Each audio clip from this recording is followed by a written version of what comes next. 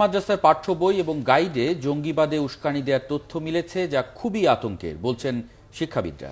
আর বিষয়টি জানলেও ইসলামী ফাউন্ডেশনের মহাপরিচালক বলছেন এক শ্রেণীর লেখক ইসলামের নামে জঙ্গিবাদ ছড়াচ্ছে। তবে এই অভিযোগ নিয়ে কোনো কথা বলেননি মাদ্রাসা বোর্ডের চেয়ারম্যান। বিস্তারিত জানাচ্ছেন শারমিন নীরা। বছরের প্রথম দিন নতুন বই পাবে শিক্ষার্থীরা। দেশের অধিকাংশ জেলা উপজেলাতেও পৌঁছে গেছে বই। তখনই জানা গেল মাদ্রাসা বোর্ডের কয়েকটি বই আর গাইডে মিলেছে জঙ্গিবাদের উস্কানিমূলক তথ্য। মাদ্রাসার অষ্টম শ্রেণীর আল কায়েদ ওয়াল ফিকাতে জঙ্গিবাদের বিতর্কিত ব্যাখ্যা রয়েছে। নবম শ্রেণীর কুরআন মজিদ ও তাজবিদে জিহাদের যে ব্যাখ্যা দেওয়া হয়েছে তাকেও বিতর্কিত বলছেন বিশ্লেষকেরা।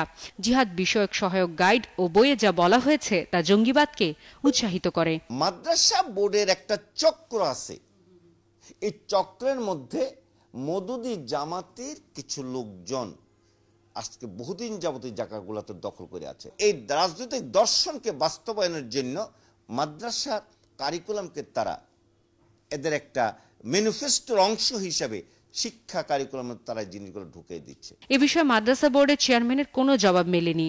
তবে বোর্ডের এই কর্মকর্তার দাবি, বইয়ে উস্কানিমূলক কিছু নেই, লেখকের অদক্ষতার কারণে কিছু ত্রুটি থাকতে পারে। আমরা মনে করছি না যে মওদুদিবাদকে উস্কে দিচ্ছে, বা লিখতে গিয়ে একজন হয়তো মনে করেছে যে এখন এই বিষয়টা দেওয়া দরকার, কিন্তু বয়স বিবেচনায় আসে নাই তার।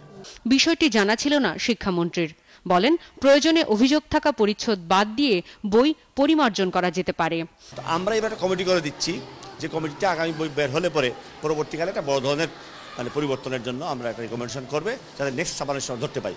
অবশ্য শিক্ষাবিদ মুনতাসির মামুন বলছেন, মাদ্রাসার শিক্ষার উপর নিয়ন্ত্রণ হারিয়েছে সরকার। তার মতে, শিক্ষাকে একমুখী না করতে পারলে এই সমস্যা থেকে মুক্তি মিলবে না। সরকার একদিকে যেমন জঙ্গি মৌলবাদকে প্রতিহত করতে চাচ্ছে, আবার জঙ্গি মৌলবাদ প্রচারেও একটা নীরব ভূমিকা পালন করছে। এই বইগুলিতে জিহাদ এবং অন্যান্য শব্দের ব্যাখ্যা বিভিন্নভাবে দেওয়া হয়েছে। এদিকে বিতর্কিত বইগুলো যাচাই করে শিক্ষা মন্ত্রণালয় পাঠিয়েছে এনসিটিভি। গেল 2 বছর আগে পাঠ্য বইয়ে বিভিন্ন চরিত্রের নাম পরিবর্তন সহ ছবি ব্যবহারে আপত্তি তুলেছিল মাদ্রাসা বোর্ড সংশ্লিষ্টরা। শারমিন নীরা, 71, ঢাকা।